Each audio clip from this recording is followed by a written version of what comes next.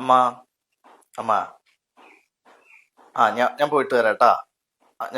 ഞാൻ ഓഫീസിൽ പോയിട്ട് വരാം. ശരി, കിടന്നോളേട്ടാ.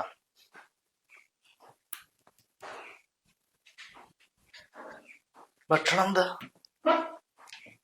രാവിലെ കഴിച്ചില്ലേ പഴം പുഴുങ്ങിയത്? അതന്നെ ഉള്ളു, വേറെ ഒന്നും ഉണ്ടാക്കിയിട്ടൊന്നുമില്ല. പിന്നെ കുറച്ച് കഞ്ഞീന് കൊണ്ട് അത് വേണമെങ്കിൽ കുടിച്ചോളൂ. കഞ്ഞി വേണ്ട, ഞാൻ പുറത്തുനിന്ന് കഴിച്ചോളാം. ഇന്നൊന്നും ഉണ്ടാക്കണില്ലേ? എനിക്കും ജോലിക്ക് പോണ്ടേ. രാവിലെ കറണ്ടും കാര്യങ്ങളൊന്നും ഉണ്ടായിരുന്നില്ല. എന്താ ഇപ്പൊ നിങ്ങൾ പ്ലാൻ ചെയ്തിരിക്കുന്നത്? എന്താ? നിങ്ങൾക്ക് ഇതിന്റെ വല്ല കാര്യമുണ്ടോ? ഏതിന്റെ? ഈ അമ്മയുടെ കാര്യങ്ങൾ ഇങ്ങനെ നോക്കേണ്ട വല്ല കാര്യമുണ്ടോ? എനിക്ക് കുഴപ്പമൊന്നുമില്ല, എന്നെ ഒരു കാര്യത്തിന് വിളിക്കുന്നില്ല. പക്ഷെ അതല്ലല്ലോ പ്രശ്നം. എത്ര ആൾക്കാർ ഇവിടെ ഉണ്ട്. അമ്മായിയുടെ മക്കളുണ്ട്, നമുക്ക് സ്വന്തം മക്കളിനെ കിടക്കില്ലേ 3-4. അവർക്ക് കൊണ്ടുപോയി കൂടെ അമ്മേനെ. ഇവിടെ പകലെന്തിയോളം ആരുമില്ല. നമ്മൾ രണ്ടുപേരും ജോലിക്ക് പോണ ആൾക്കാരാ. നമുക്ക് നമ്മുടേതായ കാര്യങ്ങളില്ലേ. ഇത് ആരും നോക്കൂല. ഒക്കെ ഏട്ടൻ തന്നെ നോക്കണം പറഞ്ഞാല് കുളിപ്പിച്ചു കൊടുക്കണം, ഭക്ഷണം വാരി കൊടുക്കണം. ഇത് ഉച്ചയാകുമ്പോ ഭക്ഷണം വാരി കൊടുക്കാൻ വേണ്ടി വരിക. ഇതിനൊക്കെ ചെലവ് കുറച്ച് കൂടുതലും. ഇതിനൊന്നും ആവശ്യമില്ല. അതാ ഞാൻ പറഞ്ഞത്. ഇതിന്റെ ഒന്നും ആവശ്യമില്ല. വേറെ മക്കളുണ്ടല്ലോ. എന്തിന് ബാത്റൂമിൽ പോലും.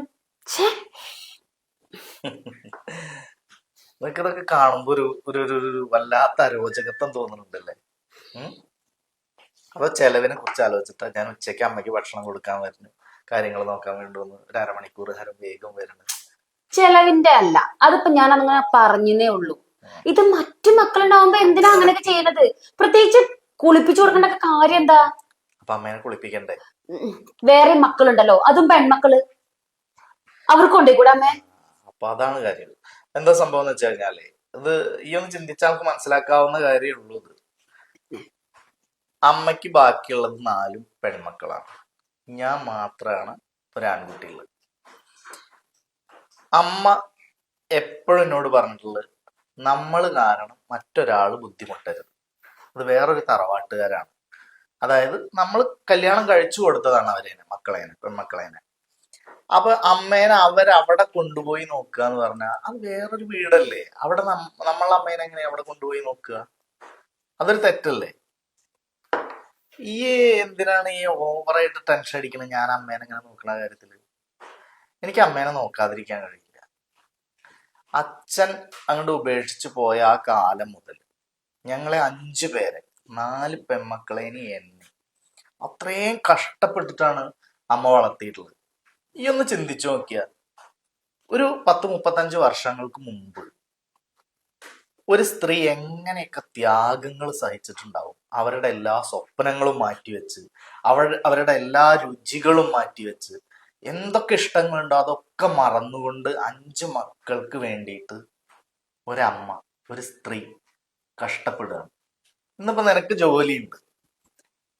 ഈ ജോലി ഇല്ലെങ്കിൽ, ഞാനും ഇല്ലെങ്കിൽ, നീ എങ്ങനെ മക്കളെ വളർത്തും? ആലോചിച്ചിട്ടുണ്ടോ?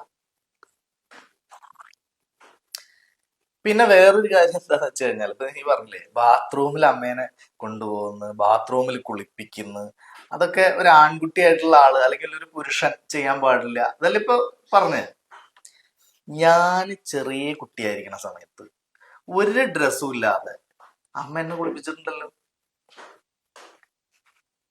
എനിക്ക് എന്റെ അമ്മേനെ കുളിപ്പിച്ചു കൊടുക്കണ്ടേ? അമ്മേനെ നോക്കണ്ടേ? അമ്മ എത്ര തവണ എനിക്ക് വായിൽ ഭക്ഷണം വെച്ച് തന്നിട്ടുണ്ട്. അപ്പൊ അങ്ങനെയൊന്നല്ല, അതിനൊരു ലിമിറ്റ് വെക്കുക. അത് നമ്മളിപ്പോ ഒരു അമ്മയാണെങ്കിലും ഒരു സ്ത്രീയാണ് എന്ന പരിഗണന വെച്ചുകൊണ്ട് തന്നെ നമ്മൾ പല കാര്യങ്ങളും ചെയ്യേണ്ടി വരും. അത് കുളിപ്പിക്കേണ്ടി വരും, ചിലപ്പോ വേറെ മറ്റു കാര്യങ്ങളൊക്കെ ചെയ്തു കൊടുക്കേണ്ടി വരും. നിനക്കതൊരു ബുദ്ധിമുട്ടാവാതിരിക്കാനും നിനക്കതൊരു അറപ്പായിട്ട് തോന്നാതിരിക്കാനും വേണ്ടിയിട്ടാണ് അമ്മയുടെ ഒരു കാര്യത്തിലും ഞാൻ നിന്നെ ഇടപെടുത്താത്തത്. മനസ്സിലായോ? അപ്പൊ ഈ ഇങ്ങനെ ടെൻഷൻ അടിക്കേണ്ട കാര്യമില്ല ഈ കാര്യം ആലോചിച്ചിട്ട്. മനസ്സിലായോ? എന്താ മിണ്ടാത്തത്? ഞാൻ പറഞ്ഞതേ ഉള്ളു. മറ്റു മക്കളുണ്ടാവുമ്പോ പിന്നെയും പറഞ്ഞു മറ്റു മക്കളുടെ കാര്യം. മറ്റു മക്കള് പെൺമക്കളല്ലേ, അവര് വേറെ തറവാട്ടിലേക്ക് കല്യാണം കഴിച്ചതല്ലേ. അവരുടെ വീട്ടിലേക്ക് എങ്ങനെ നമ്മളുടെ അമ്മേനെ, ഈ കട്ടിൽമ കിടക്കുന്ന അമ്മേനെ എങ്ങനെ അവിടെ കൊണ്ട് ആക്കും? അതൊരു മര്യാദയാണോ? ഇനി അങ്ങനെ കൊണ്ടാക്കി എന്ന് വിചാരിക്കുക. ഇപ്പൊ ഏതെങ്കിലും ഒരു പെങ്ങളുടെ വീട്ടില് നമ്മളുടെ അമ്മേനെ, അമ്മ എന്തായാലും കിടപ്പാണല്ലോ, അവിടെ കൊണ്ടാക്കിന്ന് വിചാരിക്കുക. ആ വീട്ടിലത്തെ ആളുകളും അവരുടെ പരിസരത്തുള്ളവരും അവരുടെ കുടുംബക്കാരും നിന്നെ പറ്റി എന്ത് ചിന്തിക്കും? ഒരു മകന്റെ ഭാര്യയാണ്, അവള് ഇത് നോക്കണില്ല, പകരതാ പെൺമക്കളുടെ വീട്ടിൽ കൊണ്ടുവന്നാക്കിയിരിക്കണം, അങ്ങനെ പറയില്ലേ? അപ്പൊ അതിന്റെ മോശം ആർക്കാ? നിനക്കല്ലേ.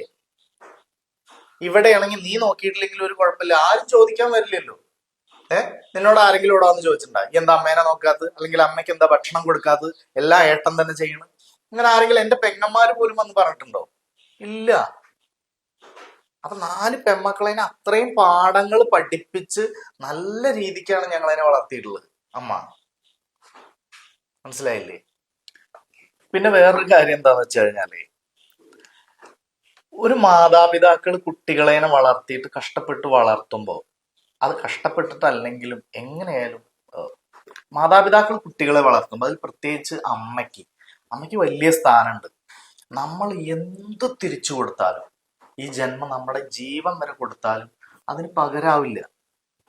അപ്പൊ നമുക്ക് കഴിയാവുന്നത് ഈ സമയത്ത് അവര് രോഗിയായി കിടക്കുമ്പോഴോ അതല്ലെങ്കിലും അവര് വേദനിപ്പിക്കാതിരിക്കുക, ഒരു ചീത്തവാക്ക് പറയാതിരിക്കുക, അവരെ പൊന്നുപോലെ നോക്കുക.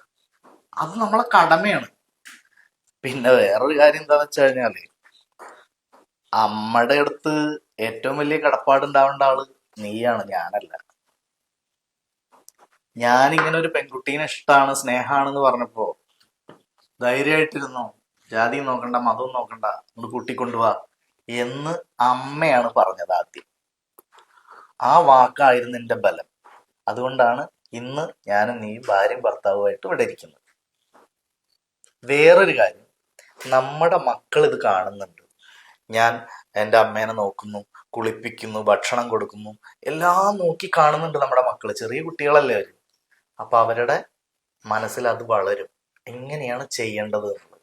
നാളെ നമ്മൾ ആരെങ്കിലും കിടപ്പ് രോഗിയായി കഴിഞ്ഞാൽ ഈ കുട്ടികളെ ഉണ്ടാവുള്ളൂ. അപ്പൊ അവർക്ക് തോന്നണം, എൻ്റെ അച്ഛൻ ഇങ്ങനെ ചെയ്തിരുന്നല്ലോ, പിന്നെ എനിക്കെന്താണ് ചെയ്താല് എന്നുള്ള ആ ഒരു തോന്നൽ കുട്ടികൾക്ക് ഉണ്ടാവട്ടെ. ഇനി ചെയ്തില്ലെങ്കിലും കുഴപ്പമൊന്നുമില്ല, നമ്മൾ നമ്മുടെ കടമ ചെയ്യുക, മാതൃകയാവുക. അവരത് മാതൃകയാക്കണോ വേണ്ടോ എന്നൊക്കെ ഉള്ളത് അവർ വളർന്നു വരുമ്പോ അവരുടെ സ്വഭാവ രൂപീകരണത്തിന്റെ കാലത്ത് അവർ തീരുമാനിച്ചോട്ടെ. നമ്മളതിനെ പറ്റിയിട്ട് ഇപ്പൊ ബോധർ ചെയ്യണ്ട.